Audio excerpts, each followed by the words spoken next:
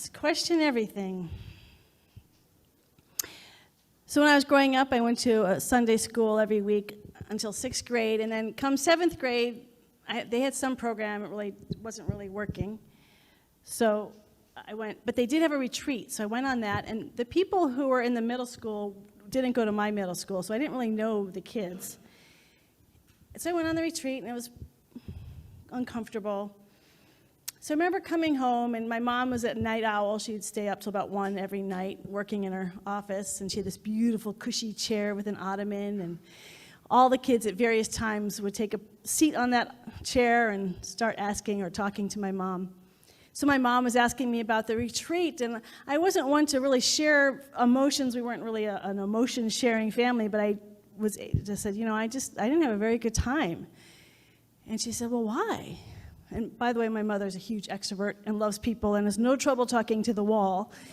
So I said, well, I didn't know what to say. People were just talking, and it's not that I didn't want to join in, I don't know what to say to people. And so she said, the words that changed my life forever, ask them questions. She said, people love to talk about themselves.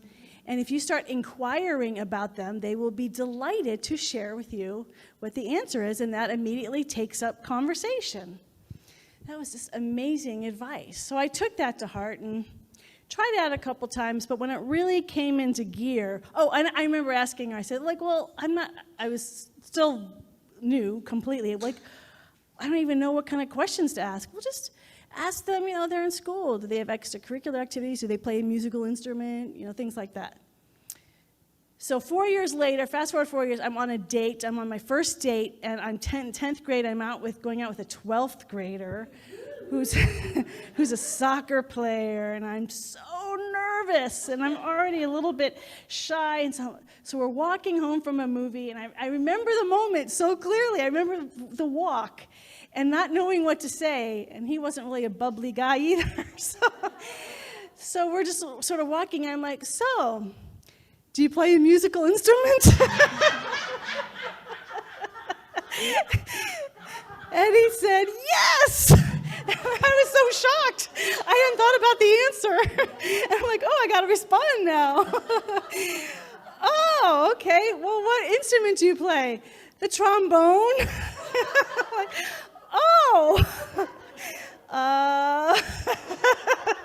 where do I go with that?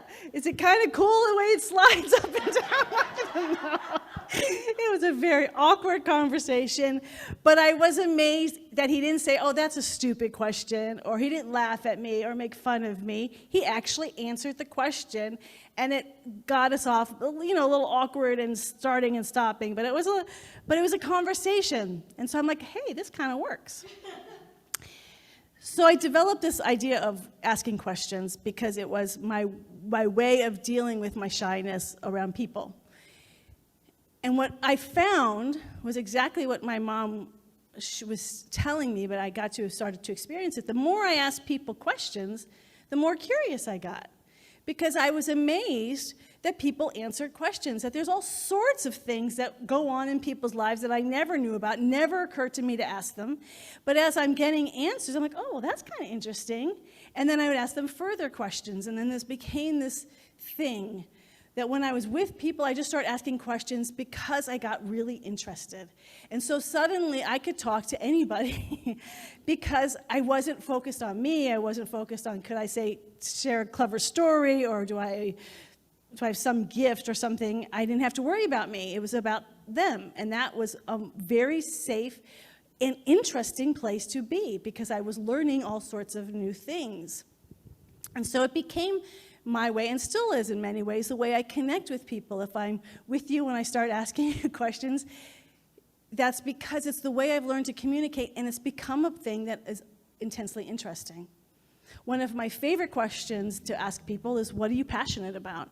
And the great thing about a question like that is you can ask anybody. You can ask someone in the elevator. I ask the baristas at the coffee store, they're usually young kids. What do you really love doing? When you're not here, what is it that you give your time to? What do you care about? What are you passionate about? I remember I was at a spiritual center in Colorado, and I was in the teen group. And there was a young girl there, she was in 8th grade, and she babysat. She was the first chair, I can't remember, I think she played violin. She was the first chair in the orchestra. She's a straight A student, an incredible artist. So she was really good at many things. And so I'm like, oh, this is great. What are you into? What are you passionate about? Of all these things that you do. And she would never answer me. And so I can be sometimes a little unrelenting. So every week I would see her and I'd try to come at the question from a different angle, but I was trying to get from her, like I got that she was good at a lot of really good things, but what did she care about? What was she passionate about? And I kept asking and she wouldn't answer me. And she's like, I don't know. She was just sort of bland. And then I wasn't there very long, and so I was letting the teens know that I was leaving. And I was shocked. She just started crying and ran out of the room. And I followed her. I'm like, what's going on? She was so sad that I was leaving. And I was so shocked because she had been so sort of bland in her, flat affect is one way to call it. When I would talk with her, no one had ever just been so interested in her that kept asking her questions. And she really felt the care that even though she didn't know how to answer me, even though it was a question that made her uncomfortable, even though she had, the bland was because she didn't know what to say. She didn't know. No one had ever asked her before what she was interested in. She was doing what all these expectations were, but she herself didn't know. So the fact that I was asking her every week, she felt very cared about. And I hadn't realized, that was in a moment when I realized when we ask questions, there's such a caring behind it. When we ask people about themselves. And so we connected, and so we stayed connected, and she started talking to me at that point when her heart burst open. And she said, I like watching TV. Okay, well, what do you watch when you watch TV? Well, I love watching the Travel Channel. I love watching, they have all these things about amusement parks, and I like looking at all the amusement parks all around the world. And we were talking about what she liked about that. And she goes, well, I really like the idea of traveling. When I look at these amusement parks, I like being in different countries. And so I said, well, but she came from a poor family that didn't have much money. And I said, but if you start setting that intention, you don't have to wait for the right circumstances. Just now that you know that traveling is what excites you, just start opening up to this possibility of traveling. And so she moved and was in Denver, and she joined the band there, and the band ended up collecting money to go to Italy. And so suddenly she's going to Italy. And then for college, she ended up going to Switzerland. And she just made a life out of this really expansive thing. And it was just taking this idea of what are you interested in? You watch TV rather than what's bad about, what do you like about watching TV? Just taking the questions and going further to discover what's inside of us. And this is the power of questions. They start revealing things to us that we may not normally know are there. So the person who's asking the question is opening new worlds perhaps for the person answering the questions, and the person who's receiving the answers is also being changed. I was changed. We're still connected. It's been over 20 years, and we're still connected, and she's gotten married and has 2 children, and it's just so wonderful to have these connections, and it primarily came from asking, from being interested, from being curious. It suddenly connects us with the world around us.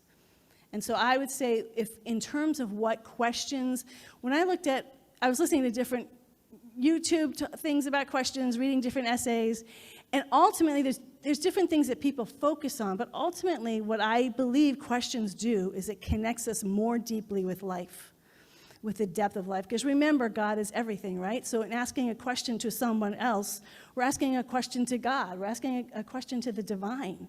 And allowing the divine to unfold, because as this young girl, sometimes people don't know how to answer us, but just having that question, it starts activating. So when we ask the question at the beginning of the service, it starts activating something in the universe that we didn't previously know. As James Finley said, that when we just get the same answer that we've already heard, we get a ho-hum. It's not very interesting. We tune out a little bit. And our soul knows that this is an answer I already know, I'm already familiar with. The questions that we want to ask are the questions that we're not familiar with. And we don't know the answer. I was listening to a gentleman he actually went to Berkeley, and he was I think he was a journalist major, and the assignment was to pick someone that you really admire, and he was writing a paper on Allen Ginsberg and interview them. So he contacts Allen Ginsberg, who was still alive at the time, and said, I would really like to interview you. And so they set up the date. Allen said yes. And a beatnik poet, Allen Ginsberg, the beatnik poet, writes great, anyway, very interesting guy, but very famous from the beatnik generation and has been interviewed many times. And this is near the end of his life. And he goes, okay, so they got the time to meet. And he goes, all right, now the only stipulation is you have to ask me questions I've never been asked before. So they suddenly were up all night reading all these interviews, and he said it actually turned out to be an incredibly exciting and interesting interview because our intention was to ask questions that had never been asked before. If you're asking a question and getting the same answer you've always gotten, you're not really asking real questions. The questions take us more deeply into life to start opening the mysteries of the universe.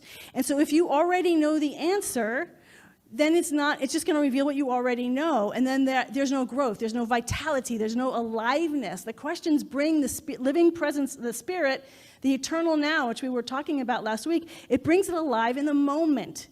And this is the opportunity every time we meet with people. If you have friends that you've had for 50 years, Jerry. Now, I know many of us have long-term friendships.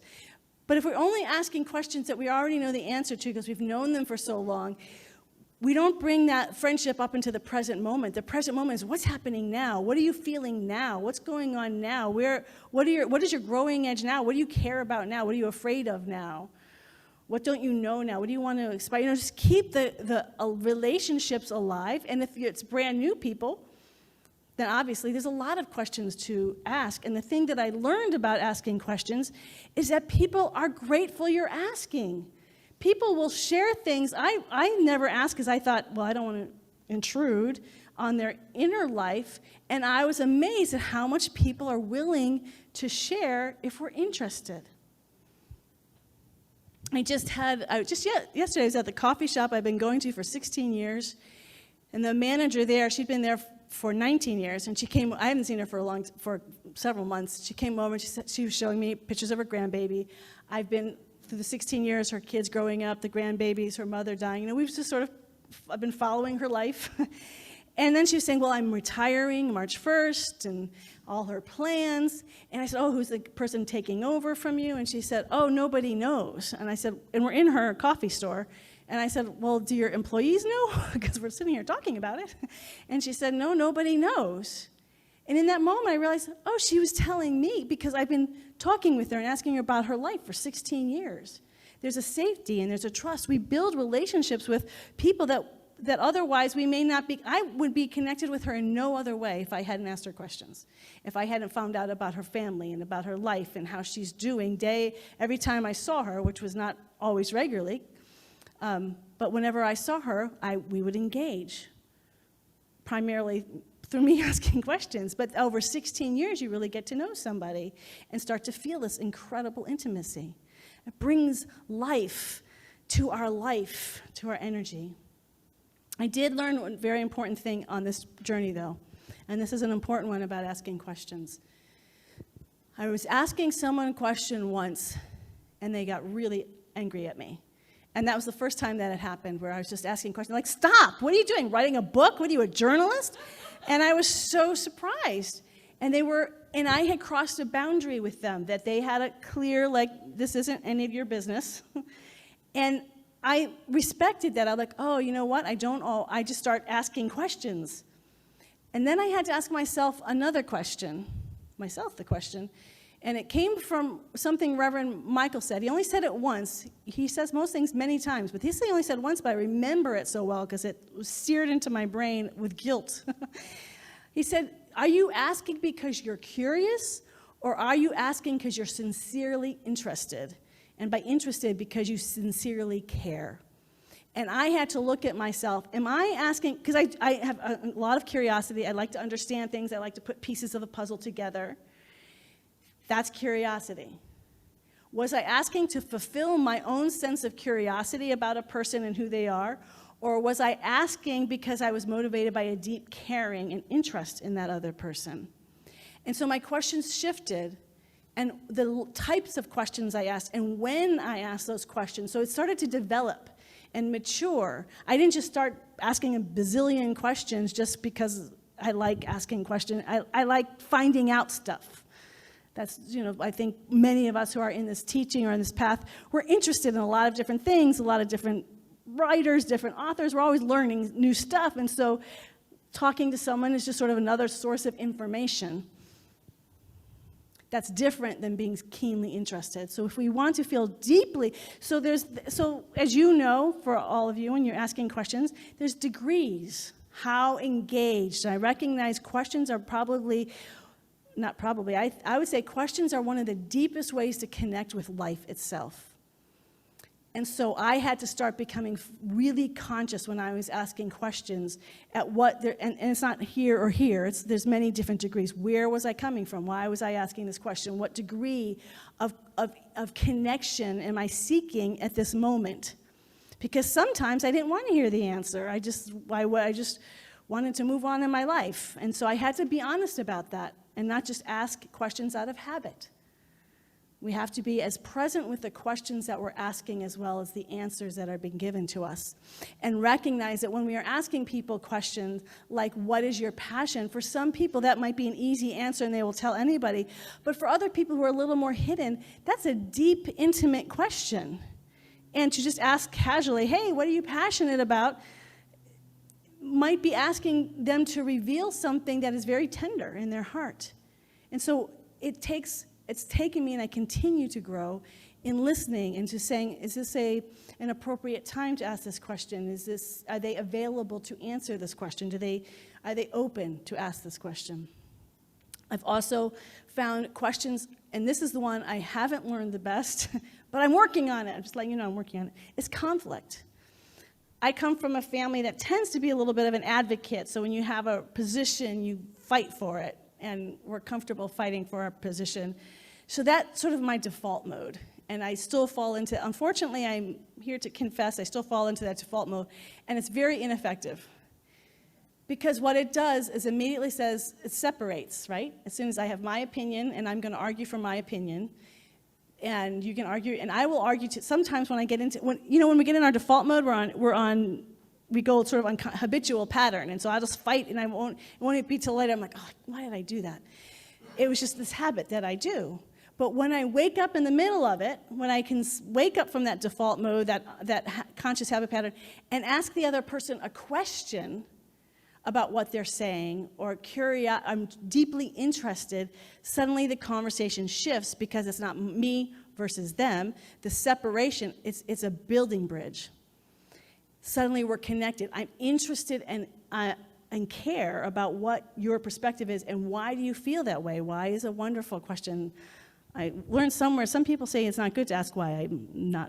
I think any question is appropriate if it's coming from the right place. The question is where is it coming from? And so if I'm having a conflict with somebody, to have my first response, because and actually what's really helped me learn this is because so often I realize I'm arguing with somebody where I'm not arguing with something they weren't even saying. Like I hadn't really fully understood them. I thought I had, and I was arguing with this point that I thought they were making that they weren't making. Has anyone else ever done that? And so by asking the question, like, is this what you mean? And it's usually just those clarifying questions and starts to reveal a whole deeper, richer, usually people who might just say their thought, they didn't get there just like that. They usually had a whole process. And by engaging in that question, the conflict changes, the energy changes, because now we're on the same team trying to understand and get to an answer versus mine and theirs. It gets me nowhere. Questions are the most powerful, or one of the most powerful tools to create connection in all circumstances and situations. So I'm sharing questions in terms of connecting with people. I was listening to a wonderful TED Talk by a guy named Scott Stay-Marie, young man, and he was full of enthusiasm. And he says, his 3 favorite words is, "I know nothing." He said, because that just opens the world to me. And so for him, the questions he likes to ask is, how do things work? Why does this happen? Why? He said, yesterday my toilet broke and I realized I know nothing about toilets. How do toilets work? And I started researching about toilets, plumbing, how the whole sewage thing. I just got totally, intensely curious about how toilets work. Now, see, that's not something I would probably pursue, but the questions of what activates us and what interests. He says, I travel a lot. I'm sitting up in, he was from Toronto, so he was using kilometers, however many kilometers up in the sky and going this amount of fast. It's amazing to me. I'm drinking orange juice in the middle of the air. And so I start learning about what makes a plane work, and he said, that doesn't lose my wonder. It absolutely opens up my wonder, like, this is amazing how they do this and how they get a plane in the air. And he goes, and then when I'm held back for 2 or 3 hours, I'm thinking, well, of course I am. These things are amazing. And he goes, I'm living in the wonder of it, and I don't get irritated. I'm just living in this state of gratitude. Because when we are learning, when we're asking questions, it gives us gratitude for the amazing things all the time. When we start opening our eyes to ask questions, like, how did this come to be? Like, how do we even come to this space? To me, that's an amazing answer. When we allow ourselves to ask the questions, we allow ourselves to open up in wonder. Then he was sharing that at one point in his life, he fell into a deep depression, and he was diagnosed with clinical depression and anxiety. And he said it was new. I knew what sadness was, I knew what anger was, but I never had clinical depression and anxiety before, and I didn't know what was happening. I didn't want to get out of bed. I didn't feel any hope for the future. And he said, what saved me was curiosity. I started saying, well, where did this come from? Why am I feeling this way? Do other people feel this way? Is this ever going to end? Will I ever feel hope again? And he just allowed all these questions to start emerging. And he said for 10 years, he was really asking questions as he's going through the healing process. He said that when I got to the point where I could just get out of bed and feel okay, I didn't feel great, but I felt okay. That felt like a huge victory for me. And then he kept growing and evolving, and he has a YouTube channel called From Depression to Expression, which I love. And so in this TED Talk, what was so beautiful in the people always have comments about sort of something interesting. The love that was pouring out for this man, apparently he's been helping a lot of people with depression, and that's what he was saying. He said, the more I learn, then I get to share it with people I would never ordinarily meet, and now I'm making more connections. And he was talking about the philosopher Immanuel Kant, and how Kant said, we're always about enlarging our thought. The more we learn, the more people we connect with, the more ideas we connect with, the more we open to the infinite nature of the universe. And the way he starts his day is, I know nothing. If you begin your day with, I know nothing, not this is a repeat of yesterday, or I know basically how today is going to go, so we sort of shut down and go on automatic pilot, but start our day with, I know nothing, and I am willing to learn every moment as I'm going through the day, and allow everything to present itself in a new way, and open my mind to seeing things in a new way. It's the most extraordinary life that I lead. I live a life of wonder, and of beauty, and of amazement, because I'm living in the question, even when things are tough, even when I was depressed, that these questions were opening me up. Spirit is in everything. The infinite love, the infinite beauty is everywhere. And so finally we get to the big questions as we heard in the reading today. What's the meaning of life? Why am I here? I talked about Everybody Loves Raymond last week, so I'll just share one other episode, because it was kind of funny. The little girl was asking about where babies, he thought it was where babies came from, and the parents are all like, how do we answer this question? So they went to talk to her. She's 9 years old, and she goes, no, I mean, why are people on Earth? Why are we even here? And she's like asking these really deep philosophical questions, and he's like, oh, I got the sex thing down, but I don't know about that. And kids do. They ask really profound questions. And I remember I was in the hospital, working in the hospital, and one of the doctors came up to me, and I think I might have mentioned this, and said, why are you asking those questions, Harriet? You've already been to college. You're supposed to be done with those questions. Move on with your life. And I'm like, why would I be done with these questions? They're like, they're forever. They're what animate us. Even the questions, wherever you are on your spiritual path, think of the things that you know and question them. How do I know that? Why do I think that's true? Do I need it to be true? What if it's not true? I start asking myself, what if it's not true? That really starts to be agitating. But it gets me deeper and clearer because the deeper answers come from a deeper place. They don't come from our mind or from our past experience. They come from reading a book or researching how a plane works. The deepest discoveries, as I can't remember his name, Scott said, comes from questions. The discoveries and our own personal discoveries come from the questions. You'll have a revelation, a direct contact. Ajashanti says enlightenment has to be about each person standing on their own 2 feet. St. Gregory of Sinai said the same thing, that our spiritual journey should be about our direct answers from God. We should not need the scriptures. That's amazing he said that. We don't need the scriptures. We don't need other people. We just need God's direct answers to us. Not what we believe, not what we hope, not what makes sense to us, but we've actually directly experienced.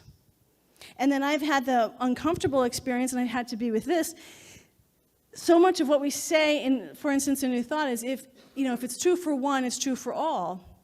These universal truth principles, but I've had some experiences that I'm not sure it's everyone's experiences. In fact, by reading and learning about other people, other cultures, their spirit experiences of God, they aren't all the same, and they aren't all pointing to the same way. And I have to let myself be uncomfortable with that and open up even more. Open up even more. Say, I don't know. I know nothing. Those 3 words, I know nothing. So I'm willing to let Spirit reveal things fresh and new and directly to me. I'm not leaning on yesterday's manna, as Joel Goldsmith would say, but allowing the Spirit to reveal itself fresh and new in this moment. And the only way it can do that is if I'm asking the questions fresh and new in the moment when I wake up in the morning. Like she gave some questions in the reading today, a question that I'm still, and it's been going on for years, and I get little pieces, but I know I haven't got, it's a continual question, is what's the point of individuality? We spend a lot of time on therapy, developing ourselves psychologically, intellectually, physically. We spend a lot of time developing our thoughts, etc. And yet, if you look at most mystical teaching, they say, let go of everything. Stop thinking. Stop referring to your small self. Well, and I've gone into states of bliss by letting go of my small self. They're like, well, why am I developing my small self? Why are we evolving our small self if the way to reach enlightenment is to let go of the small self? To me, it's a paradoxical question that, I can answer little pieces of, get little images of, but the depth, to me, it's an answer that can't come from the human mind. It has to come directly from Spirit, and it's going to come beyond what my paradigm of understanding and structure is at this current moment. So asking that question is really exciting to me and curious, and it makes me uncomfortable because I sometimes just want to have the answer. But I don't have it, and I don't understand it always. But it's those questions that bring us alive, that open us and give space to the infinite universe of the world. So question everything is a way to connect with this divine presence through people, through situations, through everything that's happening in your life. It's a way to live from the eternal now, here and now, to live in that eternal presence, to live in unlimited joy, unlimited peace, unlimited beauty, unlimited creativity, because it never ends giving of itself. We can ask the divine anything, and it will start revealing things that we never knew before. I talk about my journaling practice because it's always revealing its unlimited nature. It asks me questions that, just 2 days ago, I was, wow, that's amazing. And I've been doing this for 30 years. It's just constantly revealing something new. That's what it means by infinite. It never ends. We never stop learning. We never stop growing. We never stop expanding. That's living the most joyous, most wonder-filled life we can live. Everyday wonder is living in the questions, really being sincerely interested in the questions that we're asking. We're not just asking for the sake of asking questions, but being sincerely interested in the questions that we're asking, and then really listening and engaging in the things that are being revealed to us every single day. That is living a life of wonder. Yes? Yes. Yeah. All right, let's do this. Amen. I love the energy in this room today. It's so great. All right, let's pray. Let's pray in this wonderful of everyday wonder. And we feel the joy and the openness that just inviting questions in and not knowing the answers immediately. Oh, what a great gift. Because we begin in prayer with this recognition that spirit, this infinite love intelligence, is infinite. It is beyond our human capacity to wrap our concepts around. It is beyond anything that we could ever just limit through words or language. It is so far beyond all of us. There is no one right answer. It is infinite and it is eternal.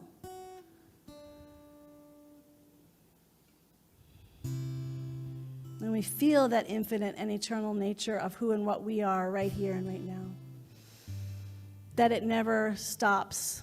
It doesn't stop and start. It is birthless, it is deathless, it is forever in this moment. We feel the eternal love, the eternal beauty, the eternal peace, the eternal joy right here and now. And it's infinite ways of expressing through our questions, through our inquiries, through the challenging times and through the good times. We trust and know that this presence is always good, it is always loving, and it is revealing to us in the perfect time the answers of which we are seeking. And so we open ourselves up right now, feeling and connecting with the question that we began this service with. That was our prayer. That question that we began our service with today, that was our prayer for today. Because we've opened ourselves up to the divine to reveal itself in our heart, in our body, in our mind, in our soul. So we just take a moment to listen and hear anything that we have connected with or heard today that might have given a little spark. Maybe not the whole answer, but a little spark of an answer.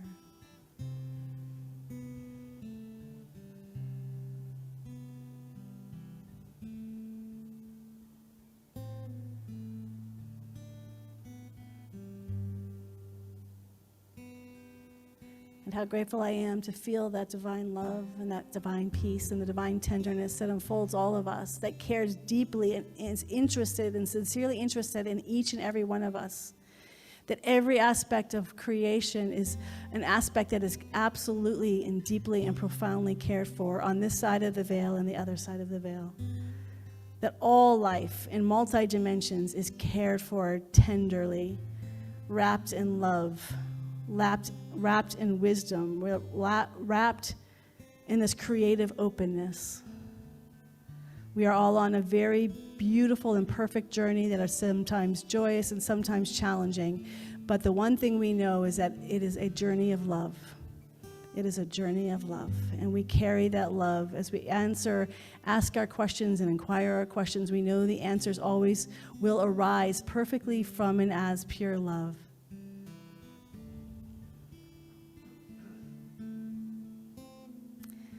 And today I invite this beautiful and loving community to wrap our friends Alan and Christine and Tracy as they have both the joy and the challenge and of their family. And we just bless them and healing light and love on every level and dimension of their being. That a family is eternal, that there is no separation ever. Love knows no death. Love is fully and richly new life on earth and new life in heaven. It is everywhere present. And we know that Christine and Alan are never alone, that they are surrounded in light and in love.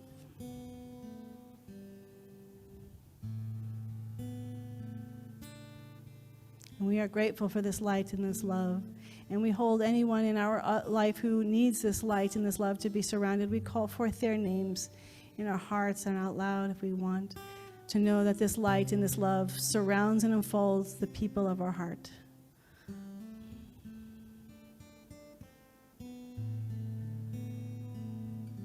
None of us is alone. This healing light is always connecting us and carrying us together as one. That is, in fact, feeling and knowing our connections with each other all the time in the infinite eternal now is the greatest place of healing and the greatest place of joy and the greatest place of discovery and openness. And so for all of this amazing presence of pure spirit, we just say thank you, thank you, thank you, thank you, thank you, thank you, God. We surrender into your light and into your love, into your wisdom, and into your healing peace. And we let it be. And we say together, and so it is. Amen and amen.